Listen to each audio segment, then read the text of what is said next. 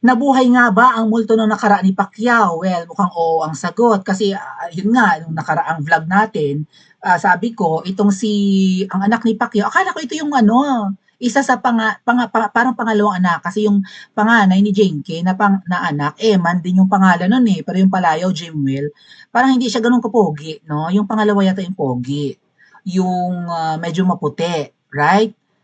Pero itong Eman Pacquiao, matangkad, 5'10" ang height. Anong 5'10"? Baka mahigit pa kasi mas matangkad pa pala 'to kay Piolo Pascual. And coincidentally, itong si Eman Bacosa, yan ang pangalan niya sa Sarila in Manila, hindi Eman Pacquiao ha. Mystery yun, right? Maraming red flag itong ano eh.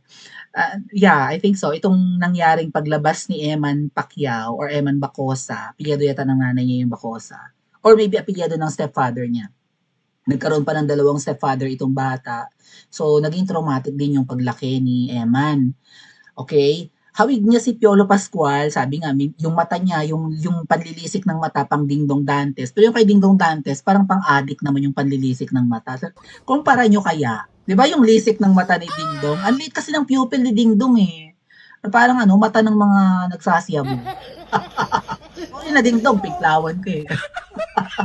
Yung kay Eman, yung lisik ng mata niya, pogi pa rin.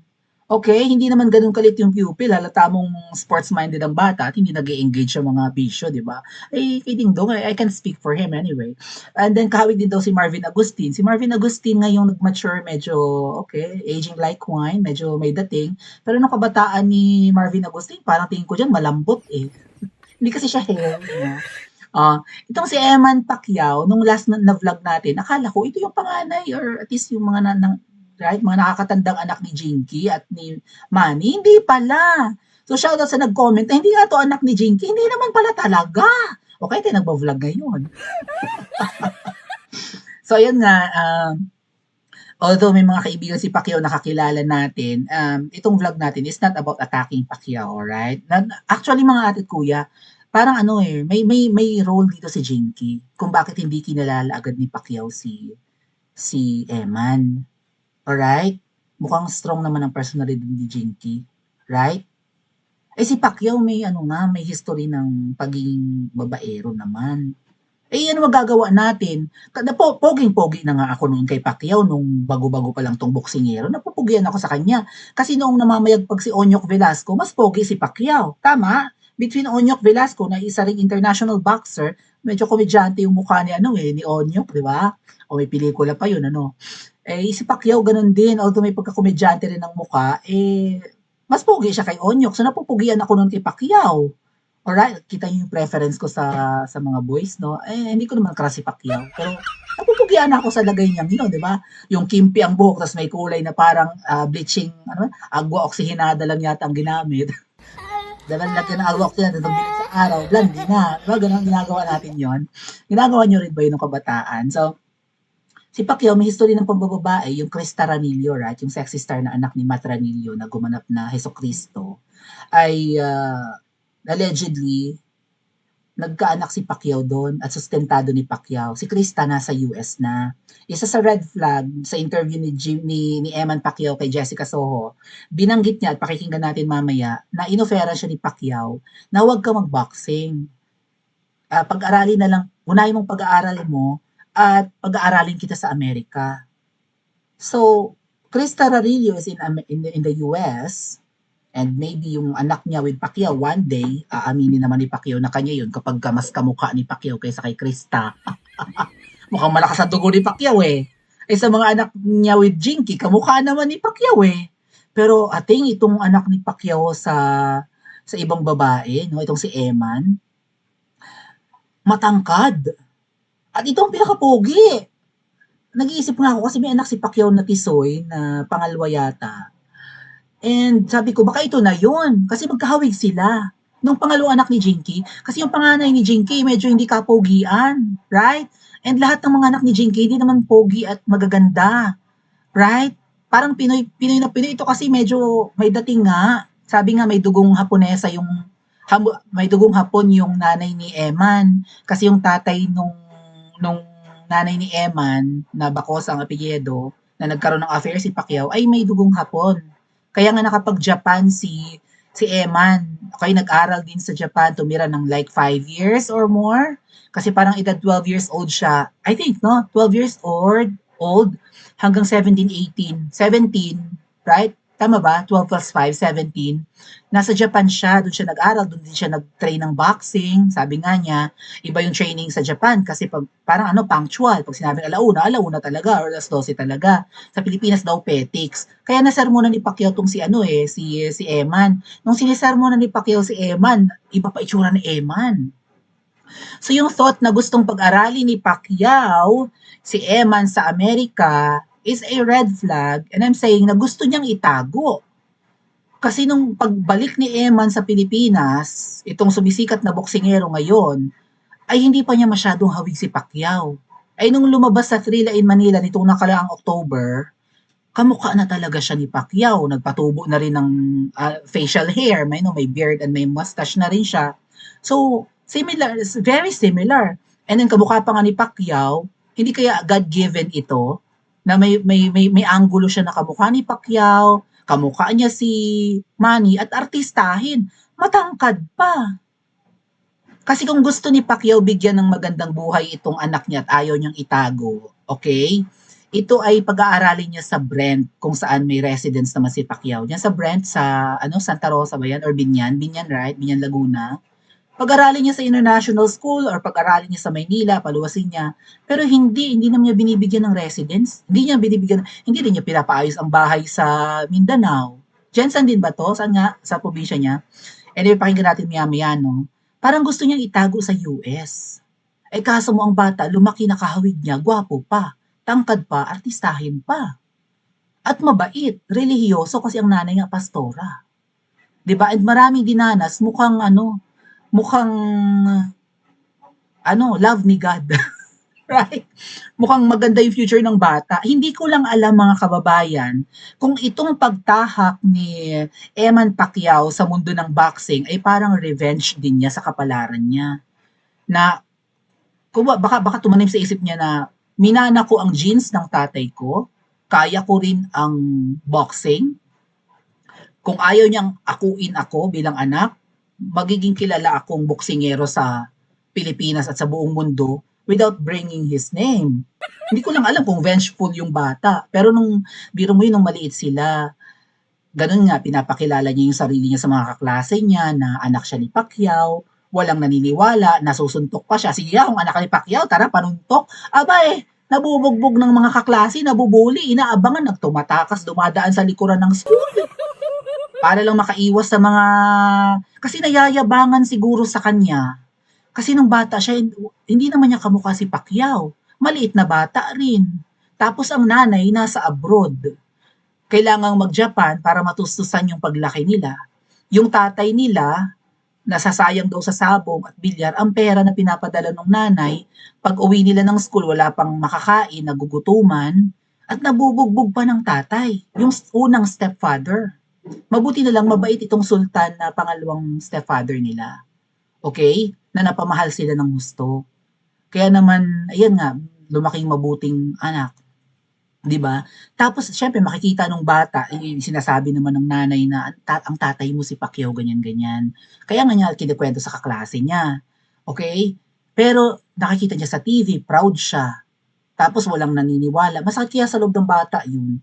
Tapos ganyan nagugutuman, tapos nakikita niya yung tatay niya, milyon-milyon, nababalitaan niya, milyon-milyon ang napapanalunan, namimigay ng pera, naging senador, 'di ba? Nababalitaan nila sa Mindanao, nagpapatayo na ng mall si Jinky, ganyan, 'di ba? Pumupunta pa pala sila sa bahay ni na Pacquiao. Kapag birthday halimbawa ni Pacquiao, hindi sila nakakapasok, hindi siguro binabanggit ng mga guards na nandun sila sa labas. Hindi raw nakakarating na dumating sila, hindi sila, right? Tapos ang ganda syempre mansion yung bahay ni Pacquiao halimbawa sa Jensan, pupuntahan nila. Tapos sila, hirap. Although up and down ng bahay, pero mukhang basic lang, kahoy nga lang, gawa sa kahoy, ganyan. Payak yung pamumuhay ng bata. So baka nagtanim rin ng sama ng loob. But eventually nga, tinanggap ni Pacquiao na anak na niya, pinaayos na yung birth certificate siguro, 'di ba? Pacquiao na siya para mas madali siyang sumikat sa world of boxing. Pero mga ating what if hindi 'to kamukha ni Pacquiao, nanatiling hindi kamukha ni Pacquiao? Puwede niyo 'tong i-deny ng i-deny 'no? Even sa labanan itong ano, ng pagkapanalo ni Eman sa Rilain, Manila nitong October, hindi Pacquiao ang dala niyang pangalan, Eman Bacosa. So, walang Pacquiao. So, hindi malalaman na anak ni Pacquiao, nakita nga lang ng mga netizen na kamukha talaga ni Pacquiao and kamukha pa ni Piolo. So, dapat ngayon Eman Pacquiao eh. Ay kaya lang nandun si Jinky nga nakaupo, 'di ba? Tapos yung bata after niyang manalo, bumaba, nag-selfie together, 'di ba? Nakaupo lang.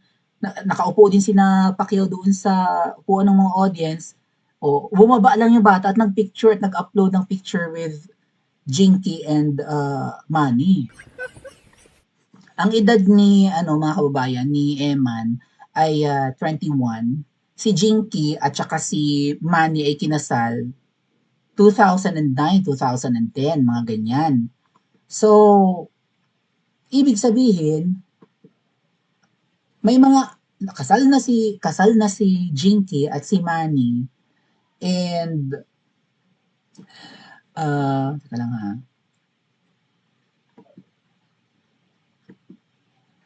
Also, may mga anak na bago naging anak si Eman. Kasi ang tawag ni Eman kay Jimwell ay Kuya Jimwell. Emmanuel din yun, double M nga lang. Yung Eman niya, single M.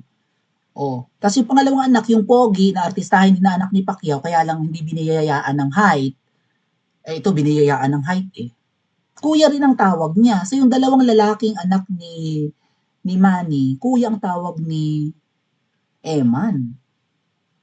Ibig sabihin, nangyari yung affair ni Pacquiao sa nanay ni Eman na na-meet lang niya na nagtatrabaho sa restaurant sa Maynila, ay may asawa na si Jinky. Mag-asawa na si Pacquiao at si Jinky. May mga anak na sila. So, So parang ang nakiapid yung nanay, inaaway nga rin daw tong nanay ni ano eh, ni Eman, 'di ba nabubuli kasi nga biro mo sumalisik ka, may asawa si Pacquiao pero ba't ka nagpabuntis? Mabuti nga kamukha ni Pacquiao, 'di ba? Si Pacquiao kasi mayaman, generous. Oh, mas matanda si Michael at Jimwell, sabi natin GQ. Yung Michael yung pangalawa, 'di ba, Ate GQ, yung pogi, artistahin, tisoy. Yun yung pinakagwapo sa anak ni Jinky kay Manny. Pero ito ang pinakagwapo sa lahat ng anak ni Manny so far. Baka pag lumaki yung anak ni, kung anak man ni Pacquiao yung kay Krista, o tama ba Ate GQ, anak, may anak si ano, si Pacquiao, si Krista. Baka mas pogi yun, no? But so far, Jimwell yung panganay. Oh, but so far, pinaka-pogi ito, artistahin pa, matangkad pa. Pero makikita mo sa balat niya na moreno kasi nag-meet sila ni Piolo, pag-usapan natin mamaya. Nagharap na si Piolo at itong si ano, si Eman, no? Na, tisoy talaga si Piolo, no? Brown eyes pa. So, pero mas matangkad pa to kay Piolo. Mas matangkad pa nung like mga 1 inch, ganyan. So, sabi niya, willing nga siyang tumanggap ng mga projects, pero modeling lang and ads, sa mga commercials. Pwede eh. No, endorser ng mga sportswear, ng mga healthy drinks, gano'n, no? Mga pagkain, baka maging model to ng Century, baka maging super bad pa nga ito, di ba? Century super bad, you know? Oh, o kaya naman endorser ng mga sportswear nga. Oh, and tatanggap ng mga naku, yayaman to, may potential, kaya siguro tinanggap na ni Pacquiao, hindi ko alam. Pero kung ako tatanungin yung mga kababayan, kasi umiyak nga raw si Pacquiao nung 10 taon niyang hindi na-meet, di ba? 10 taon niyang hindi nakita tong bata. So 21 years old minus 10 or 1 decade is 11. Kasi ang alam ko, 12 years old, nag-Japan yung bata. So habang nasa Pilipinas at bago mag-Japan, hindi to na harap ni Pacquiao. Or maybe much earlier than that. Basta 10 years daw itong hindi naharap ni Pacquiao, miss na ni Pacquiao. Ayun, so may picture nga si Pacquiao at saka yung nanay nila, tapos itong bata. Dun sa picture nga ni Pacquiao at saka nung nanay ni Emma, hindi rin niya kamukha talaga si Pacquiao. 'Di ba? So, nagsisimula pa lang si Pacquiao no na pumaimbulog sa larangan ng boxing at nagkaroon nga siya ng affair. Pero mas ganda ni Jinky. Eh kaya lang mistisa yung nanay nitong si ano eh, si Tisay. Tisay ang nanay ni Eman. Right? Oh, eh si Jinky, well, ganda naman si Jinky. Mala Christine Hermosa nga si Jinky eh, di ba? Dami nang pinaganda na sa mukha. Pero sa tingin ko, kaya siguro hindi to binibigyan ni Pacquiao ng matinding sustento for 10 years. Ngayon naman, suportado na ni Pacquiao, okay? At binibigyan na ng pera, pati yung training, iniintindi na. But nung mga nakaraang taon, lalo nung kabataan nito na hindi sinusustentuhan ni Pacquiao, I think ano to, dikta ni Jinky. Parang may pressure kay Pacquiao, no? Na pwede siyang hiwalayan ni Jinky kung makakahati pa to sa sustento. Ganon. Kasi kasiraan kay Pacquiao kung maghihiwalay si ng Jinky. Ang sitwasyon ni Pacquiao at Jinky, pwedeng sitwasyon ni Marcos Jr. at saka ni Butod eh. Right? Pwedeng on the rocks yung marriage, hindi na okay kasi nga si Pacquiao kung sino-sino pinatulan, may issue pa with Chris Taranillo. O, eh, ang Jinky may kondisyon, kung ayaw mo na hiwalayan kita at masira ang political career mo na broken family ang meron ka, at ilayo ko sa iyo ang mga bata, mayos ka, huwag mo sustentuhan yung mga anak mo sa labas. Pero ngayon daw, sabi naman ni Eman, okay na sila ng tita. Pero hindi niya inelaborate, hindi niya kumbaga, sinagot ng mahaba yung tanong ni Jessica Soho kung okay sila ni ano. Okay naman kami ni tita, ganun lang kaigsi. Walang maraming explanation. Pero kung ilalagay niyo yung sitwasyon, mga kababayan, yung ilalagay niyo ang iyong sarili sa sitwasyon ni Emma na gano'n, nabubuli nung kabataan. Tapos nakikita mo yung tatay mo, 'di ba? Yung mayaman, tapos 'di ba nananalo, milyon-milyon, baka bilyon na nga, naging senador, tumakbo pang presidente, tapos di mo malapitan, 'di ba? Ay kaya lang yung sama ng loob ng bata siguro. Ano sa tingin niyo mga ate at kuya, itong pagpasok ni Eman sa boxing parang ano, parang parang paghihiganti. Hindi naman siguro, no? Hindi naman vengeful yung bata kasi pastora yung nanay. Pero siguro, no, pwedeng isa sa factor. Pero syempre, it runs in the genes, maybe, na sports-minded, right? Malakas ang katawan, ganyan. Idolo na rin yung tatay kasi lagi niya napapanood. Laging laman ng balita, may mga pelikula, may mga kanta pa. Para sa'yo, ang laban na to. Right? So kahit na ibuli, pagmamalaki pa, tatay ko yan, sabi ng nanay ko, tatay ko yan, naniniwala ako sa nanay ko, tatay ko yan, ganun. Minahal naman ni Pacquiao ang nanay ko, hindi naman yun one-time thing, ganun, no? Pero syempre, pagka mahirap ang buhay, bakit yung iba, hindi lang about Father's Day yun, or di ba? Kasi may stepfather naman siya eh. So, basahin ko lang tong post mga atit kuya, no? Kasi may nabuli nga dati na si Eman ay ano ba to? Teka, basahin ko lang ha. Hands down daw kay Jinky for staying and being there despite of betrayal ni Pacquiao and cheating. Oh, 'di ba? Pakikiapid ni Pacquiao sa iba. Kaya deserve ni Jinky ang lahat ng Hermes. Lahat daw ng Hermes. May sumagot, tanga, naunang ipanganak yang si Eman Bacosa dahil anak yan ni Manny dun sa babae na nakilala niya bago si Jinky. Cheating pa dyan, inutil, tanga, may gumanon pa. Sabi ng isa, baka ikaw itong tanga. 1999 at 2000 kinasal si Miss Jinky at Senator Manny. So 25 years nang married. At meron na dati si Eman noong kinasal sila. 25 na si Eman. Yung panganay ha, yung Jimwell. Eman, yung double M. Kasi baka ma-confuse kayo, itong Eman na anak sa labas ay single M lang. O, 25 na yung panganay ni na Jinky, 21 pa lang itong si Eman, yung pogi na kamukha ni Piolo. Huwag kasi panay FB10 ang load mo. So, Manny Pacquiao and Jinky Pacquiao were first married in a civil wedding in 1999, followed by a church ceremony on May 9, 2000. They recently celebrated the 25th wedding anniversary. So, yun. So, ibig sabihin, out of wedlock itong si Eman na kamukha ni Piolo. Magkaiba po si Eman na si Jimwell at Eman. Mas matanda si Eman yung double M na unang or panganay na anak ni Jinky. Si Eman Bacosa naman ay 4 years younger doon sa panganay. What's important now is wala silang issues sa bata at very supportive sila. Okay na tayo sa mga nagmamagaling dyan. Okay. So, yun nga mga kababayan, bakit gusto ni Pacquiao na dalhin na lang sa US? Pwede naman niyang pag-aralin sa Pilipinas. Tama? Gusto niyang itago. Yun. Baka utos din ni Jinky. Lahat ng mga anak mo, ayokong mababalita na nagkakalat dito. Ganun.